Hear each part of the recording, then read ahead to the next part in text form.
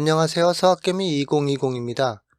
미국 연준 의장 파월이 장기적으로 더 높은 금리 기조에 전념할 것이라는 신호를 보낸 후 주가는 하락세를 보였고, 이는 재무부 수익률 상승을 촉발했습니다.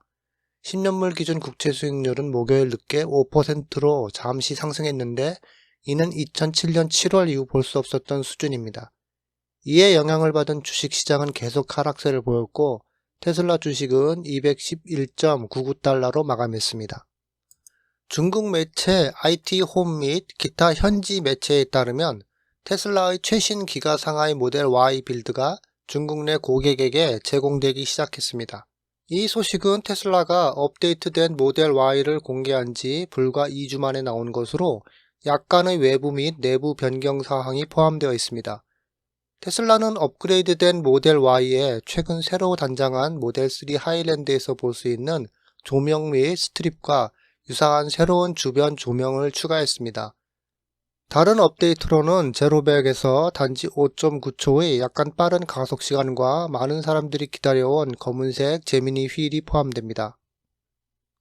테슬라는 10월 15일로 끝나는 한 주 동안 중국 내수 판매가 급증한 것으로 보이며, 테슬라는 한 주 동안 7,500건의 보험 등록을 기록했고 10월 8일로 끝난 한 주 동안 1,000건의 보험 등록을 기록했습니다.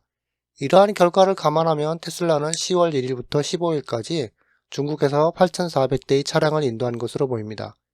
이러한 증가는 테슬라가 이달부터 중국 현지 고객들에게 인도하기 시작한 업데이트된 모델 Y에 대한 수요가 강했기 때문입니다.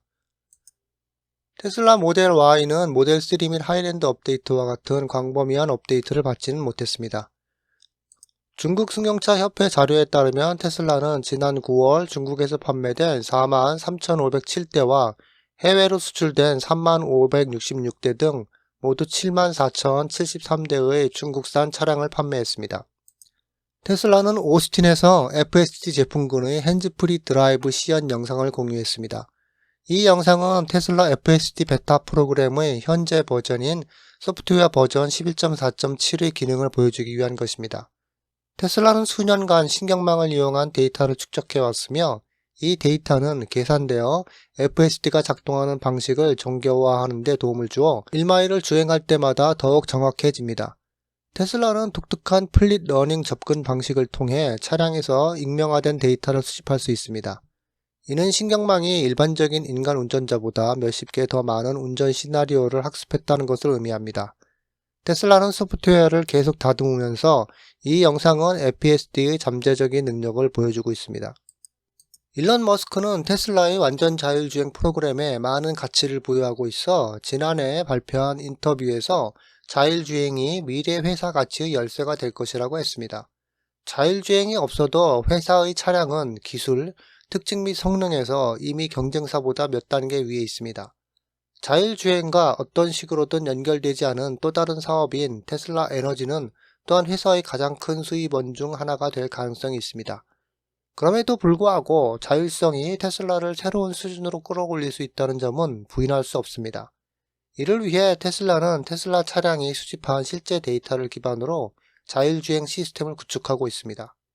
테슬라의 FSD 베타 프로그램은 시작한 지 3년이 되었고, 시작 이후 몇 가지 견고한 발전을 이루었습니다. 프로그램에 포함된 차량의 수도 크게 증가했습니다. 테슬라의 2023년 3분기 업데이트 레터에서 볼 수 있듯이 테슬라의 FSD 베타 주행은 이제 5억 마일을 돌파했습니다. BMW는 많은 자동차 회사들과 마찬가지로 북미 충전 표준을 공식적으로 채택했는데, 이는 회사가 만든 전기자동차가 방대한 슈퍼차저 네트워크에 접근할 수 있다는 것을 의미합니다. 화요일 BMW는 보도자료를 통해서 발표한 바와 같이 테슬라와 NACS를 채택하기로 합의했으며, 2025년 초에 자사 차량이 슈퍼차저 네트워크에 어세스할 수 있다고 합니다.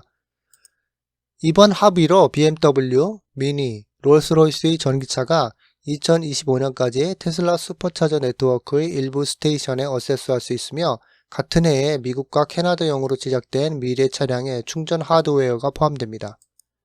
이 소식은 기아차와 모기업인 현대가 이달 초 NACS를 공식 채택한 이후에 나온 것입니다. 혼다는 지난달 이 하드웨어를 채택한 자동차 회사들과 합류했습니다. 테슬라 사이버트럭 판매 이야기 예상을 넘어서면서 전기차 업체의 새로운 도전이 되고 있습니다. 일론 머스크에 따르면 테슬라 사이버트럭은 수요에는 문제가 없습니다. 오히려 사이버트럭은 100만 건 이상의 예약을 받아 테슬라의 또 다른 도전이 되고 있습니다. 일론 머스크는 100만 명이 넘는 사람들이 차를 예약했기 때문에 수요는 문제가 아닙니다. 우리는 그것을 만들 수 있고 사람들이 감당할 수 있는 가격에 놀라운 다른 것을 얻을 수 있다고 했습니다. 테슬라는 3분기 실적 발표에서 사이버트럭 납품이 2023년 11월 30일에 시작할 것이라고 확정했습니다. 테슬라 사이버트럭은 연간 12만 5천 대 이상의 생산 능력을 가지고 있다고 합니다. 또한 머스크는 사이버트럭이 훌륭한 제품이지만 재정적으로는 현금 흐름 기여자로서 중요한 역할을 하기까지는 1년에서 18개월이 걸릴 것이라고 했습니다. 테슬라 기가 상하이는 생산량 기준으로 회사에서 가장 큰 공장입니다. 또한 테슬라의 주요 차량 수출 허브 역할을 합니다. 그리고 회사의 2023년 3분기 업데이트 레터에서 전기차 제조업체는 설비의 연간 차량 용량을 공식적으로 조정했습니다. 이전 분기에 테슬라는 기가팩토리 상하이의 연간 생산량을 단순히 75만 대로 집계했는데 전기차 공장이 이미 연간 110만 대의 차량을 생산할 수 있다는 현지 보도가 있었습니다. 테슬라의 2023년 3분기 업데이트 레터에서 볼 수 있듯이 전기차 제조업체는 현재 설치된 연간 차량 생산량을 공식적으로 95만 대 이상으로 발표했습니다. 테슬라 에너지는 회사의 3분기 실적의 다크호스로 드러났습니다. CEO 일론 머스크는 2023년 3분기 실적 발표에서 테슬라의 배터리 스토리지 사업이 회사에서 가장 수익성이 높은 사업부 중 하나가 되었다고 했습니다. 2023년 3분기 업데이트 보고에서 테슬라의 배터리 스토리지 배포가 전년 동기 대비 90% 증가한 4기가와트를 기록했다고 밝혔습니다. 이는 지금까지 배터리 스토리지 시스템의 분기별 배포 중 가장 높은 수치입니다. 테슬라는 이러한 성적이 적지 않은 부분이 캘리포니아 라스롭에 있는 메가팩토리 덕분에 가능했다고 언급했습니다. 테슬라 CFO는 3분기 동안 테슬라 에너지 사업의 성장이 주로 메가팩의 성장에 기인한다고 언급했습니다. 그는 우리의 다른 사업은 주로 메가팩 구축의 성장에 힘입어 에너지 사업이 주도하면서 독립적으로 더욱 두각을 나타내고 있다고 했습니다. 테슬라는 도요타와 렉서스에서 북미 충전 표준 NACS를 새로 채택했다고 목요일날 발표했습니다. 포드, 제너럴 모터스, 혼다, BMW, 리비안 등 여러 대형 자동차 회사들이 이미 테슬라의 NACS 커넥터를 채택했습니다. 그리고 세계에서 가장 큰 자동차 회사 도요타와 렉서스도 전기차 운전자들이 충전을 더 많이 이용할 수 있도록 하기 위해 북미에 있는 테슬라의 슈퍼차저 네트워크에 접근하기로 결정했습니다. 파트너십은 포드와 GM이 이를 채택한 지 1년 후인 2025년에 시작될 예정입니다. 해당 자동차 회사들은 2024년 봄에 테슬라 슈퍼차저 네트워크에 접근할 수 있습니다. 테슬라 사이버트럭은 11월 30일 인도를 시작할 때 800V 아키텍처를 장착할 예정이며 이는 이번 주 초에 회사의 어닝콜에서 새로 나온 발표입니다. 일반인들에게는 800V 아키텍처는 큰 전환점이 아닐 수도 있습니다.